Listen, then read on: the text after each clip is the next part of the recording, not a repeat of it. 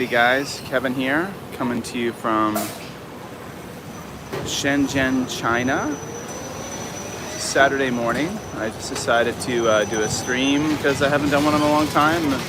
They're always interesting to do and it'd be cool to do more. So yeah, so here I am in Shenzhen, China, and it's a gorgeous day. It's at the moment not too hot.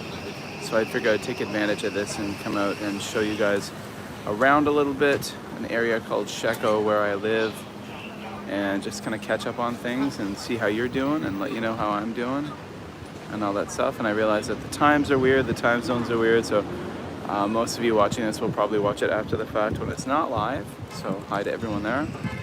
Let's take a look around. All right, so here's a street I'm on. I just crossed.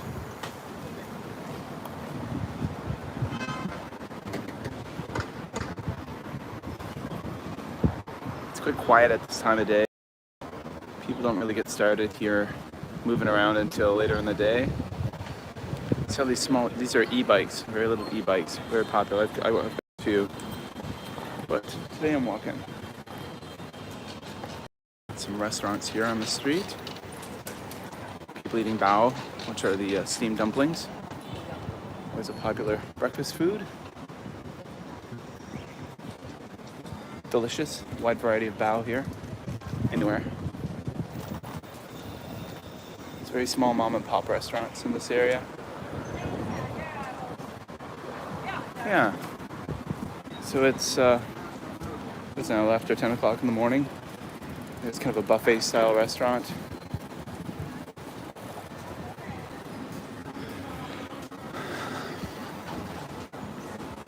Lots of food.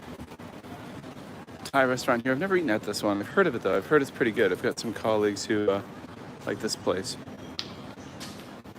Yeah, so I hope you guys are doing well. It's for us, the way, so you guys know I'm an international school teacher, so we're working on week 2 of the school year just finished. This is a pharmacy. See the red tape across the door. Pharmacies have a lot of restrictions now, especially because of the COVID restrictions. You know, China's zero COVID, as they say. So restrictions all over the place. Comes and goes, ebbs and flows. But more than not, you've got restrictions, a lot of type restrictions. Got ourselves a beef type shop. Dumplings and different things they sell here, it looks like. Yeah. And that's what a bus stop looks like in the city. So here we go. Just keep on trucking. I'll just keep on walking along, showing you some different things. Again, this street gets pretty busy by the afternoon, but people in Shenzhen don't get started going anywhere until the afternoon, really. Austin, hey from Los Angeles. I've been watching your videos for a long time. Oh, hey, Austin. Cool. I'm glad you've been watching the videos for a long time. I suppose, you know, when I lived in Japan, it was YouTube was a big part of my life that I enjoyed a lot. I met a lot of amazing people from it, but here I haven't done it so much. Lots of neat things to see though in this part of the city. I gotta admit, like my neighborhood, there's not much to see at all. It's not very interesting. The neighborhood I live in, which is very close to here, is essentially just tall apartment buildings and nothing, like no shops. I think we've got a 7-Eleven, but there's no like mom and pop restaurants and stuff like this. You see, here's another pharmacy. So the door is all blocked. You got to go to the door, show them a health code. They take your temperature, and then you have to ask them for the medicine you want. Here's a tobacco shop. Coolers with cold drinks. And over here are apartment blocks. And one of the interesting things with the kind of more, I'm going to say, traditional, air quotes, Chinese style apartment blocks that Chinese folks live in is that they're really big on security. So all these windows have bars. Everything has metal bars. Everything. All the verandas, all the balconies have metal bars on them. And my wife and I always wonder about that as far as like fires go. Like what if there's a fire in your building, you have like literally no way to escape. So we often think about that and wonder about that and discuss it with each other and don't have any answers. Why? we're entering an area called Old Sheko. Now, this city is not old at all. The city was basically founded in 1979, so the city's younger than I am.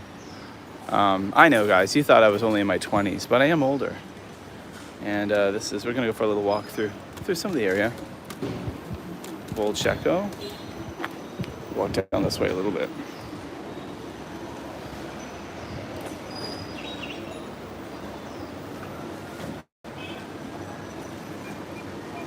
Go. Chicken feet. Chicken feet are very popular. Chicken feet, chicken wings. Some other things. Some very busy spots down here. There's lots of e-bikes around. Some more dim sum. Dim sum there. More chicken bits. Meaty bits.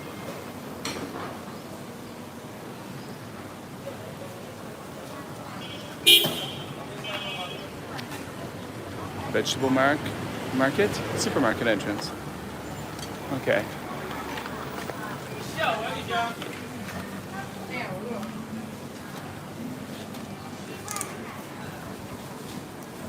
Here we go, guys. Chicken feet, pig skin, lots of things. I have to admit that I'm not brave enough to eat. I'm not brave enough. I mean, I've tried chicken feet years ago. I think when I lived in Korea, and it's just, for me, gristly, chewy, I'm not into it. Not my thing. Okay, let's see, where shall we go? An interesting back alley. Here, we've got a housing compound down here that we can't get into. So let's go this way.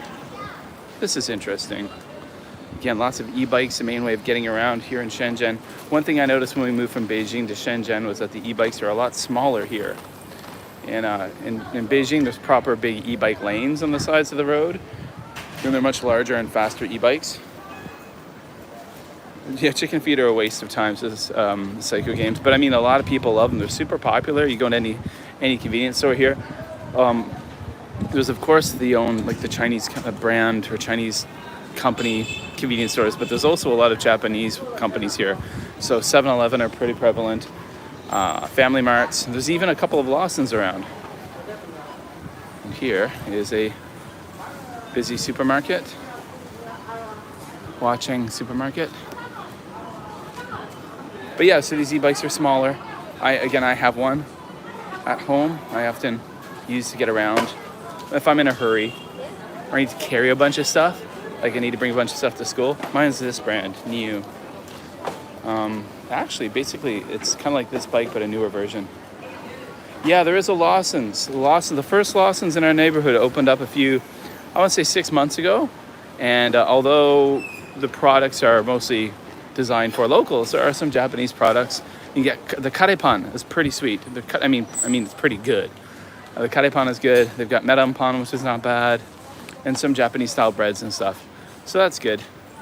I may actually stop by there later on today and get some curry bread for breakfast for tomorrow for the fam. Yeah, so we're entering Old Sheko again. So we've got a lot of like one room apartments here, studio apartments.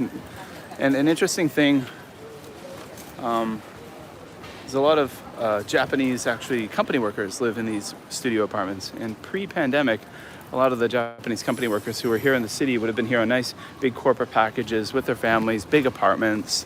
But once the pandemic kicked in, a lot of families went back to Japan. Like a lot of families went, we ended up going back to Japan. A lot of families went home to America, Canada, wherever it be. And because it was so challenging to secure visas for people to come back to China, what ended up happening was a lot of the companies, I know the Japanese companies, just kind of washed their hands of it and said, you know what, your families can stay in Japan. You will stay here, and we're going to move you out of that beautiful 4-bedroom apartment in a nice area by the ocean, and we're going to put you in a 1-room apartment, and we save lots of money, and here you are working, and your family will be in Japan. And that's a kind of a reality. That's something that happened. So that's the kind of thing that happened in 2020, 2021. But there are some big Japanese companies, and the reason why I'm talking about the Japanese angle is because I know that a lot of you who are following me, it's because of the years I spent in Japan, and my wife is Japanese, and my kids were born in Japan, and you know, that's a place we'll be revisiting. We'll be going there this summer for a holiday. Can't wait. Yeah, so it's just interesting. But there are some bigger companies like Toyota, which are moving into the city. Toyota has a partnership with a Chinese electric car company called BYD, and they do a lot of stuff together. So here we go. This is a street filled with mom and pop shops of all description. This is probably one of the more interesting streets in the area, and to be honest, one of the more interesting streets where I'd probably get a lot of furry eyeballs and people not happy that I'm filming. I don't know, we're just really curious. So by the way, guys, I'm walking along with my DJI gimbal. This is the same gimbal that Only in Japan uses, and he's got such a great channel, Only in Japan Go. But I'm using the same gimbal that he has, and it's something I bought for myself last year, and I just completely underutilized. I don't use it enough. This is a Chinese convenience store. So let's keep going. Again, lots of restaurants. You'll see hardware shops along here, clothing shops, bike repair shops. Some delivery guys here. Some delivery technicians work for SF, which is kind of like FedEx. Big pharmacy.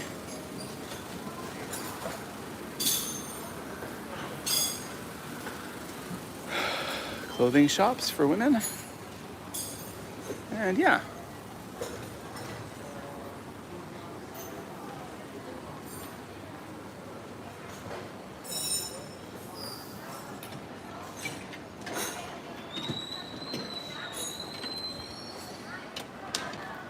It's interesting to look up. Let's see if I get this. Oh, go this way. Lots of people as you can see, hang their laundry up here to dry. But again, the metal bars that I talked about, there's always metal bars on these windows. So people hanging the laundry, you gotta hang that laundry. Most people here don't have dryers. Similar to Japan, I suppose, or Korea. Dryers seem to be I can't speak for Europe, but as a North American, definitely seem to be a North American thing. I had a key cut here once. Yeah, so on the corner here, where you can see it looks like a letter M, that is another Chinese convenience store chain.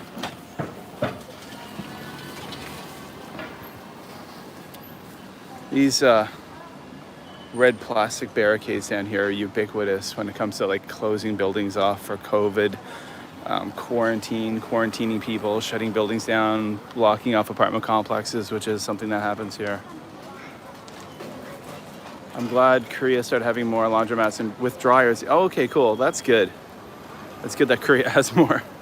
Psycho Games, you live in Korea? I lived in Korea too, but that was like from 2002 to 2007. So any information that I have about Korea is certainly dated and obsolete. It was interesting, like here, people can leave all their stock outside on the street. That's beer. So there's just all these cases of beer just here on the street.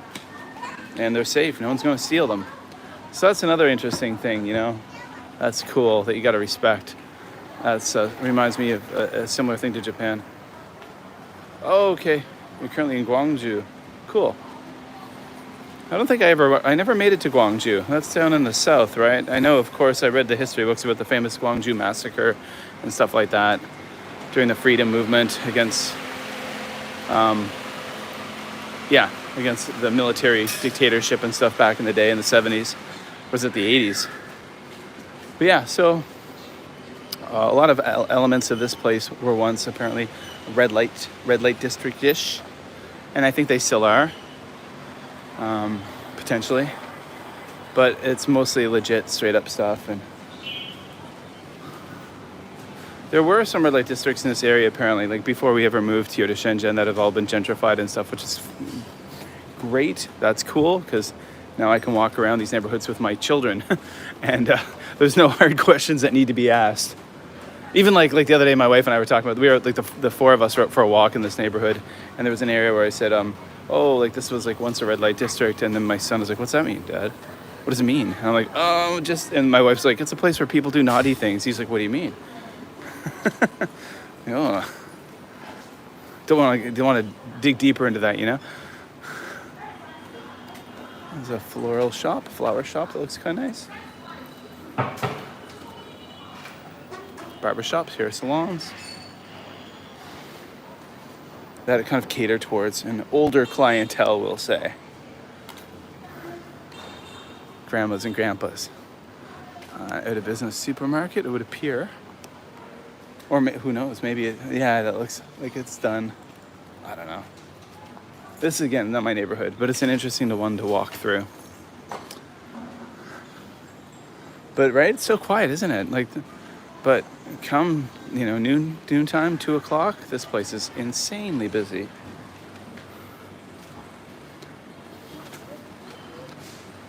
I wonder what was here. Oh, some people tell me to get out of the way. Oh, there's a bakery of some sort here that looks interesting. Handmade bread. Maybe something to check out later. Doesn't look like they're open yet.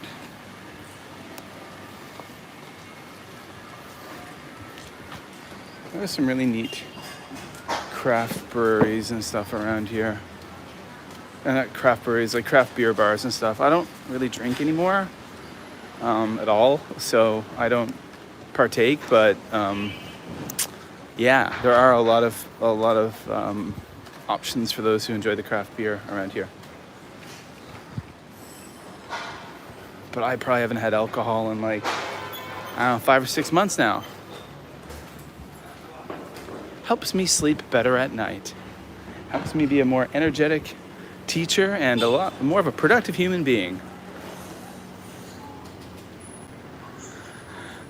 There's a hardware store. That's what a hardware store looks like right there.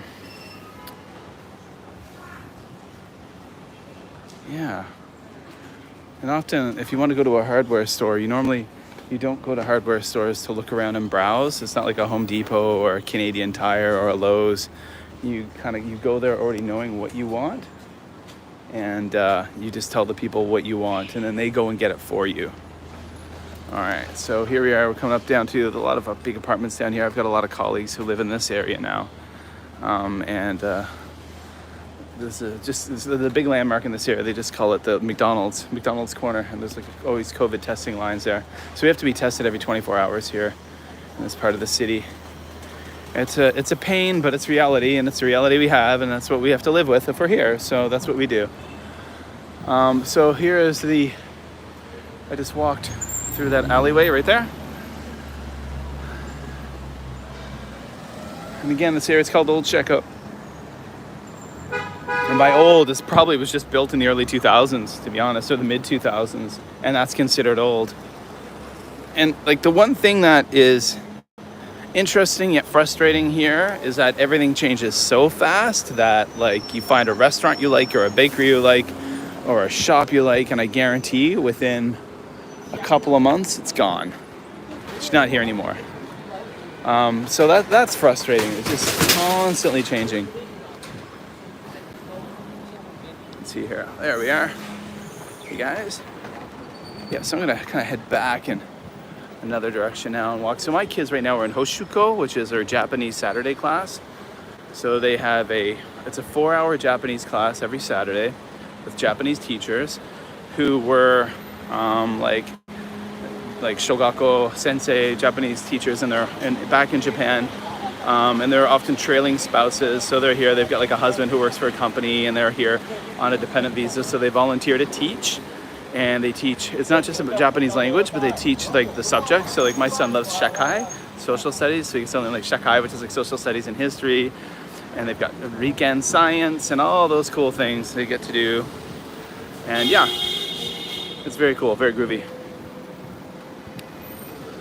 All right, let's show you some more.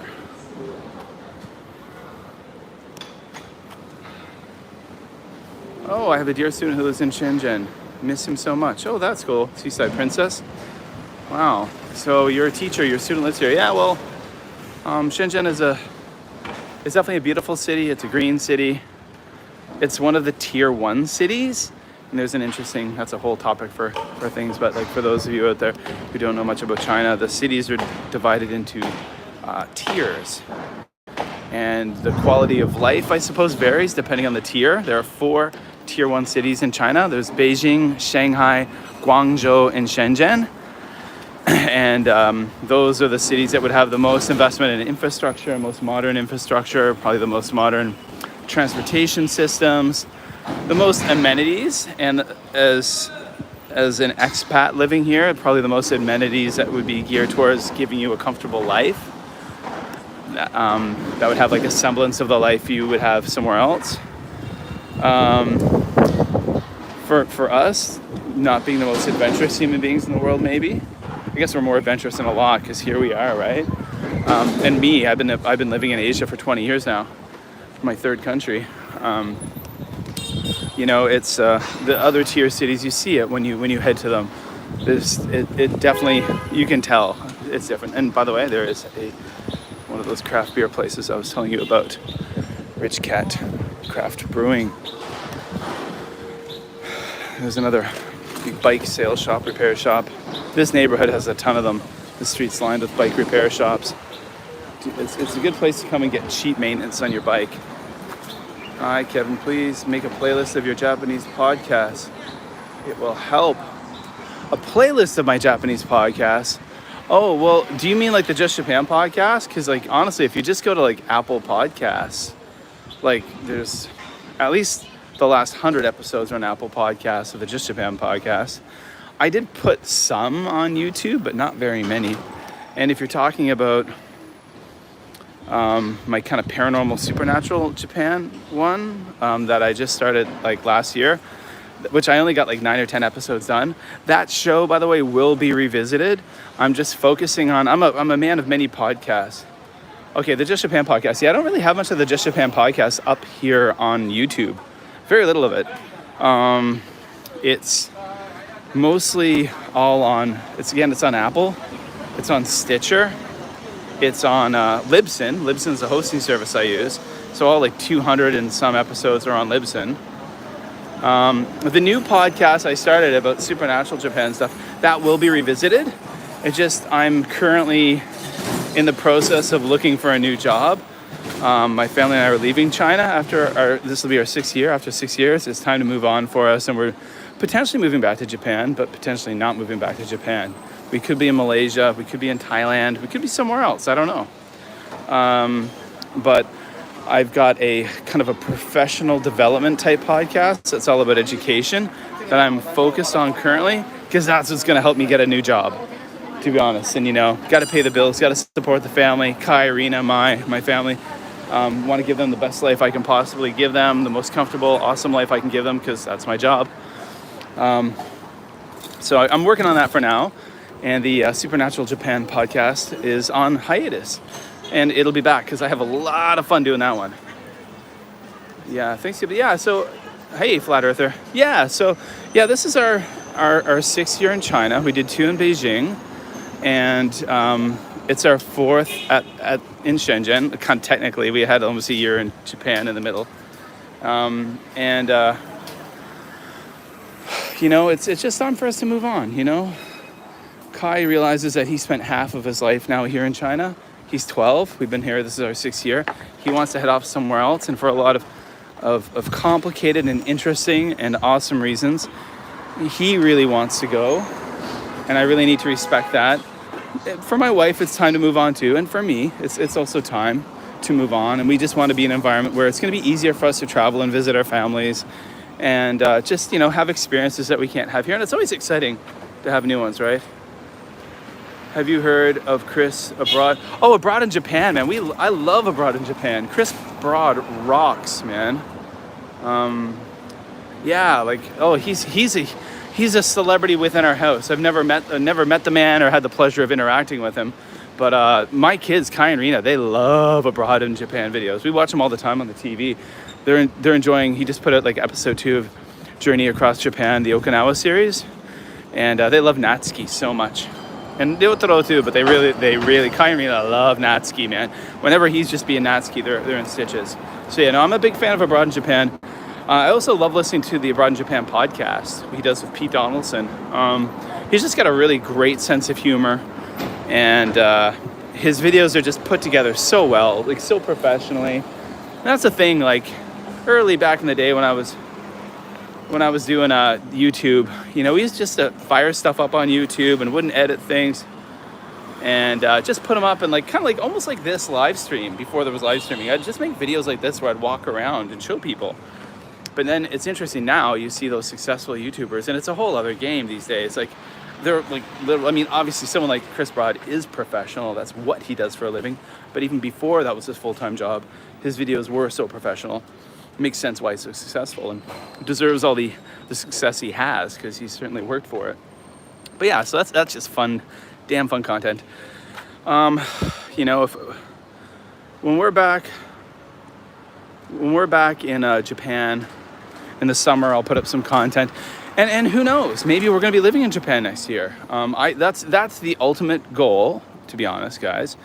I'm going to be honest, I just make a lot more money teaching in a place like China or teaching in the Middle East. I just simply make a lot more money, and I can save a lot more money. And you know, in a few years from now, my son might be going to university. Yeah, you never know. Chris Broad could have watched my videos because I was in Japan a lot earlier than him. You never know. Sometimes I meet people, and I'm really surprised to find out that they'd watched me a long time ago. And you find this small world. It's like a really small world, and sometimes you're surprised by that. I've met people over here in China, teachers who've listened to my teaching podcasts for years ago, or had watched me on YouTube from years ago and stuff, and that's always neat. How's the weather in China? Well, you know what? Where I'm at, I'm in Shenzhen, which is like right across the border from Hong Kong. Well, it's like I can see Hong Kong territory from like the harbor here. It's subtropical, so it's normally hotter than Hades. My friend came to Korea because of Kevin's videos. Oh, wow, that's so neat. Someone just said that someone came to Korea because of my videos. Wow, that's cool. That's always so fascinating and neat and awesome to hear, that people get inspired by content I've made to go somewhere, and that's really cool. I remember I was like one of the very first people to ever make YouTube content about Korea, even like way before there was that Eat Your Kimchi, Simon and Martina, who became very big at one point.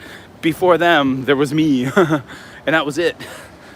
And I remember I made a couple of Q&A videos, just like sitting in my apartment in Ottawa, Canada, talking about it, and a lot of people watched those videos and went to Korea because of those videos. But dang, we've come a long way since then, haven't we? That's a neat vehicle. Look at that. It's like handmade. Yeah. Oh, so here we go. There's a bao place here, a dumpling place right beside it. You see the astronaut. It looks like an MTV astronaut. That's called Starling Diner, and that is a retro 1950s style American diner. It's pretty cool atmosphere. The food is just so-so, just mama. The food is just so-so, but the atmosphere is cool. But it's always like really crowded and really noisy. Starling Diner. I don't know what the thing is with starlings. There's quite a few restaurants around here called Starling. They're noisy birds that poop a lot, you know? Okay, good little crew here watching today. That's pretty neat. Yeah. So here I am making some videos. I always say I got to do this more often, and then I don't. Well, I'm now kind of leaving that very quickly. I'm leaving that area of what they called Old Sheko into a bit more of a gentrified area, which is ironically enough called SeaWorld, but there's nothing to do with an aquarium here. SeaWorld is literally an area with restaurants and shops, and that's it. It's mostly a place to go to eat and drink and get drunk and eat. I go there to eat. I go there and just eat with my family and stuff. This is a very nice neighborhood now. There's a yakiniku place over here called Romantic Barbecue. I love that, don't you? Romantic Barbecue. Yeah, so there we go. I hope you guys are doing well. Hope you're enjoying this little video tour. Some nice purple Mexican Ruelia flowers here. Why am I walking behind this bus stop? Yeah, so there we go. Wow, these streets are empty. So I'm just gonna swing back up towards my house and towards where my kids have their Japanese school. My kids have their Saturday Japanese school in a Japanese yochien. There's actually a Japanese kindergarten in our neighborhood. And on the weekends, it's used for this Japanese school for older kids. My daughter was really excited because she's in grade 4 now this year. And she got a new classmate from Japan in her class, in her grade level, not in her class itself, but in her grade level. And she's been playing with this new girl at lunchtime and stuff. And that new girl was really excited to go home and tell her mom that there was another Japanese girl in school. There's not very many Japanese kids at our school. Oh, you have those purple flowers. Yeah, these are native to here's some more. These purple flowers are native to Mexico and South America. They're called Mexican ruelia. Yeah. You guys know, if you know me or follow me on Twitter, you should follow me on Twitter. If you guys are on Twitter, I'm at mad for maple, like crazy for maple syrup. And I'm really active on Twitter. Have you checked out the Kyushu Live channel? No, I haven't checked out the Kyushu Live channel. The guy runs it and publishes Fukuoka Now. Oh, that sounds interesting. I'm going to be honest right now, what I'm watching, and it's so funny, right? Because when I lived in Japan, I never watched Japanese content. And when you talk to Japanese content creators, they all say the same thing. They're like, I live here, I make it, I don't want to watch it because there's no interest. But once I've been away for like almost 6 years now, like I crave the Japanese content. Oh yeah, let's see. I'm gonna be honest about questions about China. I do have to be very careful about what I say during these kind of broadcasts, and I have to be very careful of what I put out on my social media. I have to be very careful about my Instagram, my Facebook, and my Twitter. I don't want to get myself in trouble. Let's just say that, okay? I do live in a place. Also, I feel sad. I guess don't worry. Yeah, Flat Earther, I'm sorry. But I do live in a place where I could potentially get myself in trouble. And more so, I do have a wife and 2 kids. And as long as I don't say stuff like controversial or complain about things, I get to live a pretty comfortable life here. But there is always the potential that if I'm not careful about what I say, or I'm too honest, I might find myself or my family might find themselves in trouble.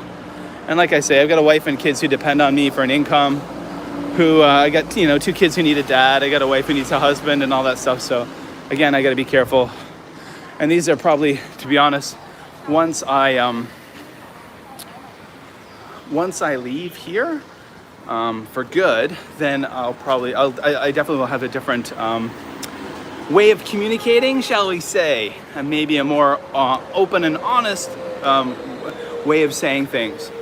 Cousin was in Hong Kong. Bad about security. Yeah, you got to be careful.